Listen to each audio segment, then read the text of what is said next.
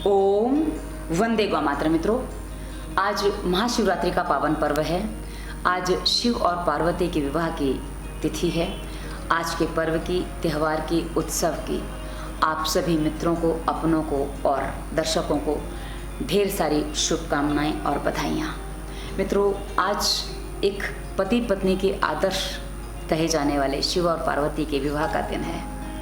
आज हम देखते हैं कि हमारे समाज में, आपने भी देखा है कि जब हिंदू समाज में किसी का विवाह होता है, किसी को आशीर्वाद दिया जाता है तो कहा जाता है कि आपकी जोड़ी शिव और पार्वती की तरह प्रसन्न रहे, सदा खुश रहें, आप शिव और पार्वती की तरह एक अपने जीवन को आगे बढ़ाएं। क्यों ऐसा आशीर्वाद दिया जाता है? क्योंकि उसके पीछे बहुत सारे कारण हैं। और शिव से पहले सती जुड़ी थी, तो कोई भी आशीर्वाद शिव और सती का नहीं देता, क्यों शिव और पार्वती का ही? इस पर भी हम थोड़ी चर्चा करेंगे। और मित्रों, एक बात आपको यहाँ स्पष्ट करूंगी कि आज मैं जिस विषय पे बात करने जा रही हूँ, ये पति पत्नी आपसी संबंध पर है।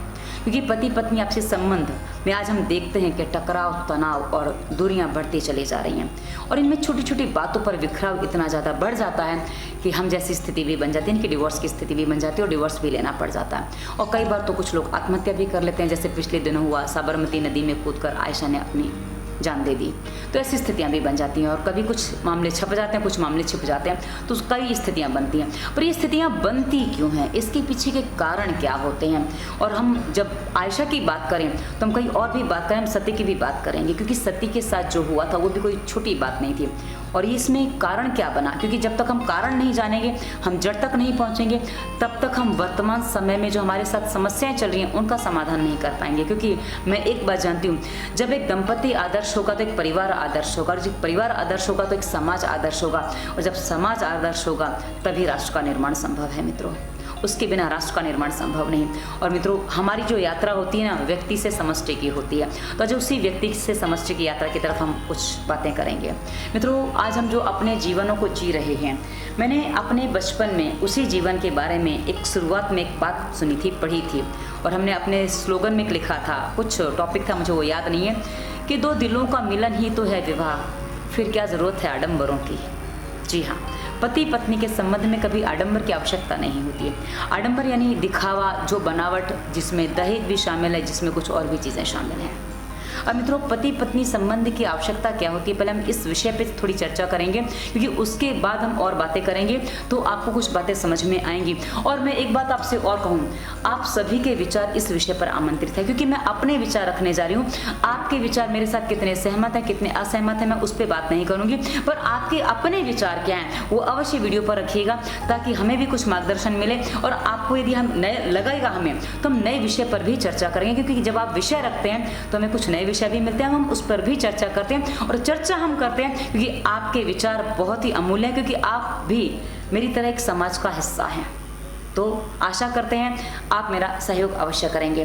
मित्रों, पति पत्नी आपसी संबंध में दो विषयों की मूल आवश्यकता होती है।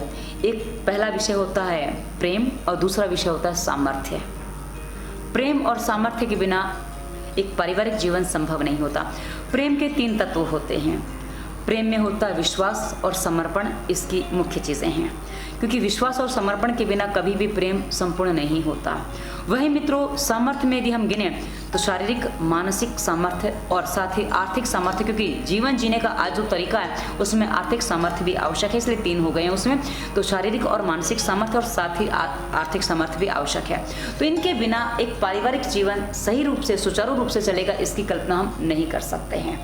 और यदि हम सोचें तो संभव नहीं हो पाता है। अब ये सामर्थ्य सबके अलग अलग होते हैं और सबकी अलग अलग ज़रूरतें होती हैं। जैसे मैं आपको बता दूं कि यदि हम शिव पार्वती के जोड़े की बात करें तो शिव कहाँ शमशानवासी, जहाँ कुछ गृहस्थी जैसा कुछ नामो निशान नहीं, और कहाँ पार्वती एक राजा की पुत्री, और राजपुत्री से कहाँ उन्होंने जीवन जिया, आप जानते हैं। तो इसमें सामर्थ्य किसका कैसा होता है, उसमें क्या होगा, इस पे कुछ कह पाना संभव नहीं होता है। और सबका अपना अपना सामर्थ्य होता है। आपके बीच में आपसी प्रेम, सौहार्द और विश्वास कितना है, इनमें सबसे बड़ा मैटर वहां आ जाता है। क्योंकि सामर्थ्य इतने में भी इतना सारा होता है और इतने सारे में भी कई बार इतना सा ही दिखता है।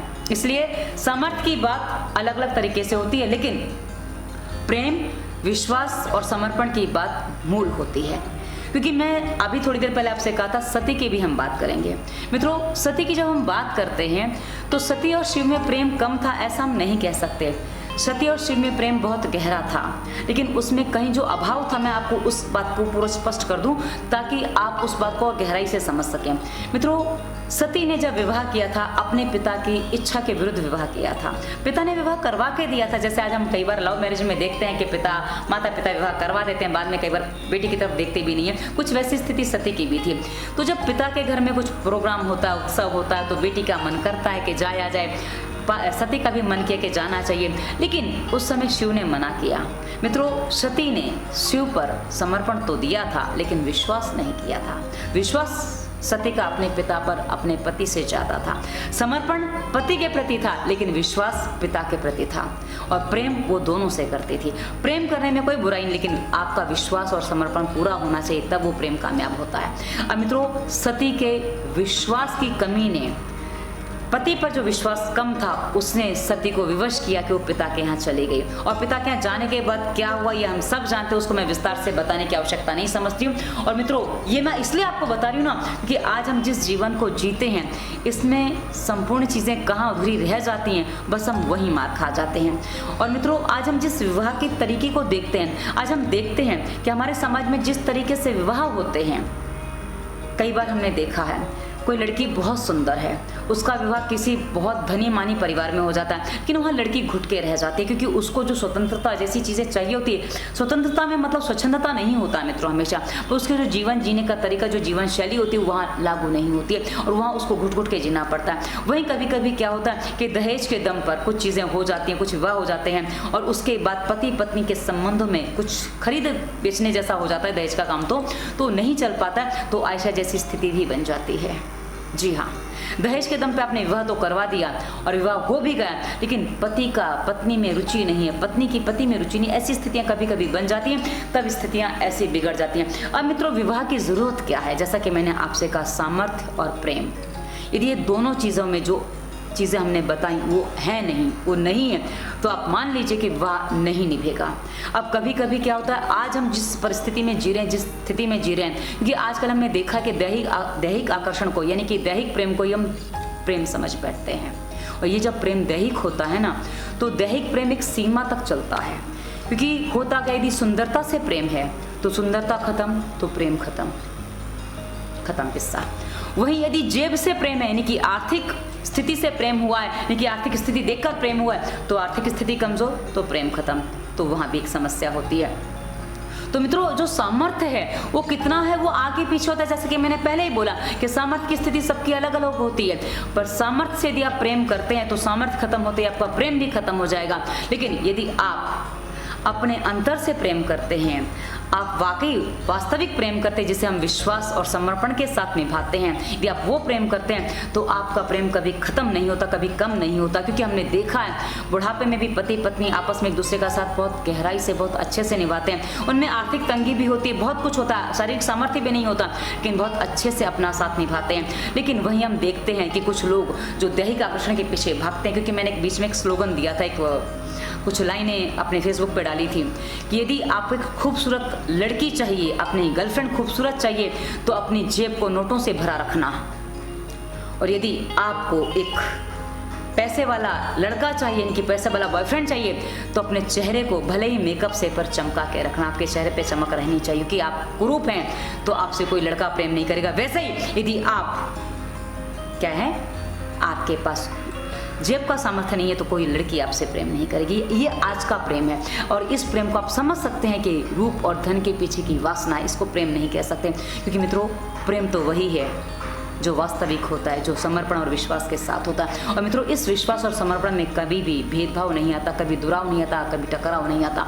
यदि इसके साथ यदि आप प्रेम कर पाते हैं तो आपका जीवन वो जीवन होगा, आप उस उन्नत जीवन को जिएंगे जहां आप एक समाज के सामने उदाहरण प्रस्तुत कर पाएंगे।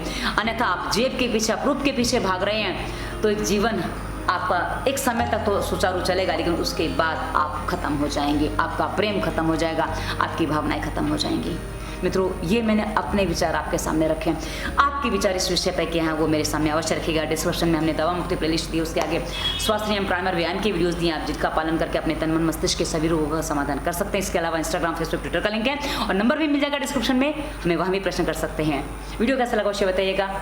धन्यवाद। वंदे मातरम।